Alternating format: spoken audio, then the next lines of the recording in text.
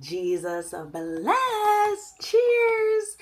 So we have a cutie patootie little package from Glow Recipe in collaboration with Kokė.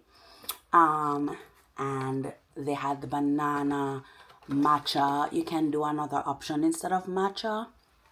Um, but yeah, so we were downtown and we got hit, baby, with watermelon milk peptide glow cushion creme. Yum! I'm so excited to try this. I really like the toner.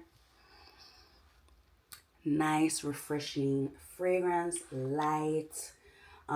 It's a cushion cream, so I'm sure it'll be nice and on the skin, baby. All right, what else do we have in here? We have a recipe card. Ooh, this packaging is so pretty. Nice cinnamide drops. I feel like this will be nice to apply to the skin, especially after it's been under pressure, baby. What do you think? Oh my gosh. All right. So, there's a banana milk kit that is inspired by Asio Korea. And it's so awesome because I went and I got yobu today for the first time.